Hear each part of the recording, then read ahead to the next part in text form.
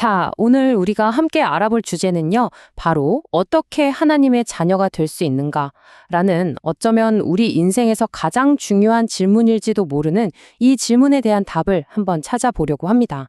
그럼 바로 시작해 볼까요? 아마 이 질문 마음속에 한 번쯤 품어보셨을 거예요. 그쵸? 이 질문에 대한 답은요, 우리가 어떻게 살아야 하나, 이걸 고민하기 전에 먼저 찾아야 하는 우리 삶의 방향 자체를 정해주는 나침반과도 같은 거라고 할 수 있습니다. 근데 여기서 진짜 흥미로운 게 뭔지 아세요? 우리가 흔히 이러면 되겠지 하고 생각하는 방법들이 전부가 아니라는 겁니다. 뭐 기독교 집안에서 태어났다고 해서, 세례를 받았다고 해서, 아니면 교회를 정말 오랫동안 다니면서 중요한 직분까지 맡았다고 해서 저절로 하나님의 자녀가 되는 건 아니라고 성경은 분명히 이야기하거든요. 그렇다면 진짜 방법은 대체 뭘까요? 바로 이 구절에 그 해답의 실마리가 있습니다. 영접하는 것, 그리고 믿는 것. 이 두 가지 행동이 바로 핵심 열쇠라는 거죠. 자, 지금부터 이 두 단어가 대체 무슨 뜻인지 그 깊은 의미 속으로 한번 들어가 보시죠. 이걸 이해하려면요, 모든 것의 시작점으로, 그러니까 태초로 한번 돌아가 봐야 합니다. 하나님과 인간의 관계가 원래는 어떻게 설계되었는지부터 알아야 하거든요.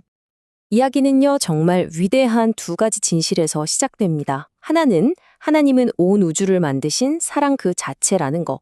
그리고 또 하나는 바로 우리 인간이 그분의 모습을 똑 닮게 만들어진 정말 특별하고 존귀한 존재라는 사실이죠. 그러니까 처음부터 우리는 하나님과 깊은 관계를 맺도록 그렇게 디자인된 거예요. 성경 창세기를 보면 하나님이 흙으로 사람을 빚으시고 그 코에 생기, 그러니까 살아있는 숨결을 불어넣으셨다고 하잖아요. 바로 이 생기가 핵심입니다.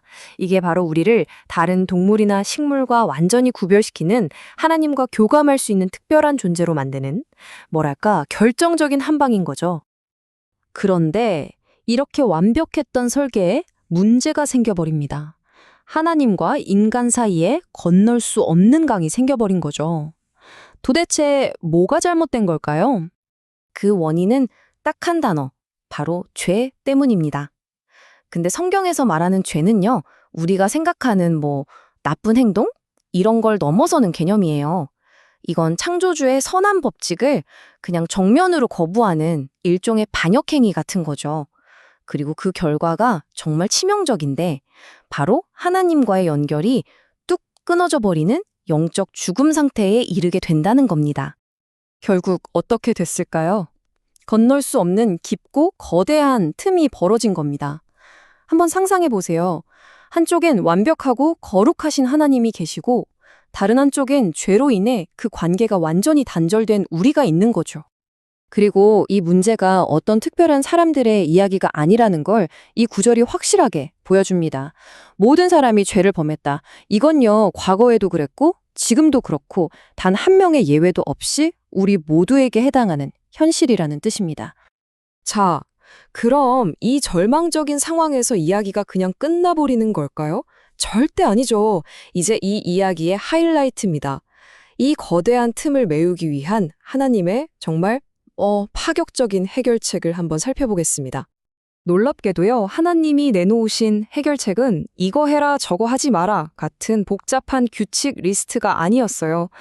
바로 한 사람이었습니다. 네, 바로 예수 그리스도. 그분 자신이 이 건널 수 없는 틈을 잇는 유일한 다리가 되어주셨다는 겁니다. 이 구절이 예수님이 오신 목적을 딱 한마디로 요약해 주는데요. 바로 대속물이라는 단어예요. 이게 무슨 뜻이냐면 죄의 대가를 대신 치르기 위한 몸값이라는 의미거든요. 우리를 대신해서 그 값을 치르러 이 땅에 오셨다는 거죠. 아니, 왜 그렇게까지 엄청난 희생을 하셔야 했을까요? 그 동기는 정말 단순하면서도 강력합니다. 바로 우리를 향한 하나님의 사랑. 이 모든 거대한 계획의 시작과 끝, 그 중심에는 바로 이 조건 없는 사랑이 있었던 겁니다.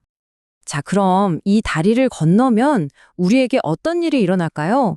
그 결과는 정말 놀랍습니다. 단순히 죄를 용서받는 것에서 끝나지 않아요. 끊어졌던 하나님과의 관계가 회복되면서 평화를 누리게 되고 더 이상 죄의 힘에 질질 끌려다니지 않는 능력을 얻게 됩니다. 그리고 완전히 새로운 존재, 말 그대로 새로운 피조물이 되어서 새로운 삶의 목적을 찾게 되는 거죠. 이제 가장 현실적인 질문으로 넘어가 보죠. 이 엄청난 해결책, 이 다리를 도대체 어떻게 건널 수 있을까요? 그 열쇠는 뭘까요? 네, 바로 이 질문이죠. 이 모든 놀라운 이야기가 어떻게 남의 이야기가 아니라 바로 내 이야기가 될 수 있느냐는 겁니다. 그 열쇠는 바로 믿음입니다. 그런데 여기서 말하는 믿음, 이거 중요해요. 난 할 수 있어 하는 식의 긍정적인 자기 암시나 막연한 희망사항이 아니에요. 성경에서 말하는 믿음은요, 하나님의 말씀을 들을 때 하나님이 우리 마음에 심어주시는 선물 같은 거예요. 그리고 그 말씀을 듣고, 아, 예수님이 바로 나를 위한 구원자시구나 하고 인격적으로 신뢰하기로 결단하는 것, 그게 바로 믿음입니다. 이 구절이 믿음이 어디서 오는지 아주 명확하게 설명해 주죠. 믿음은 우리가 막 노력해서 쥐어짜내는 게 아니라는 거예요. 그리스도에 대한 말씀을 들을 때 시작된다는 겁니다. 그러니까 우리가 먼저 가는 게 아니라 하나님께서 먼저 말씀으로 우리에게 다가오신다는 거죠. 자, 이제 마지막 파트입니다. 그럼 믿음으로 이 다리를 건넌 후에 펼쳐지는 삶, 하나님의 자녀로서의 새로운 인생은 과연 어떤 모습일까요? 한마디로 말하면요, 완전한 변화입니다. 이전과는 차원이 다른 완전히 새로운 현실이 펼쳐지는 거죠. 그리고 이 구절이 그 새로운 현실의 핵심을 보여줍니다. 결코 정죄함이 없다. 이 선언이 정말 강력하죠. 이게 무슨 뜻이냐면 더 이상 내 과거의 실수나 죄 때문에 비난받거나 심판받을까 봐 두려워할 필요가 없다는 거예요. 완전한 자유를 누리게 된다는 뜻입니다. 이 새로운 정체성을 한번 정리해 볼까요?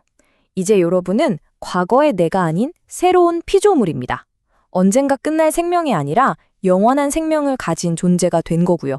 그리고 무엇보다 나는 하나님의 자녀다 라는 흔들리지 않는 확신 속에서 살아갈 수 있게 되는 겁니다. 오늘 우리는 어떻게 하나님의 자녀가 될 수 있을까? 이 질문에서 시작해서 창조, 분리, 해결, 그리고 새로운 시작이라는 하나의 거대한 여정을 함께 달려왔습니다. 마지막으로 이 질문을 여러분 각자에게 남기면서 오늘 이야기를 마무리할까 합니다. 창조주와의 관계가 회복된다는 것, 이것이 바로 당신의 오늘, 그리고 당신의 내일에 과연 어떤 의미가 될까요? 한번 깊이 생각해 볼 만한 질문인 것 같습니다.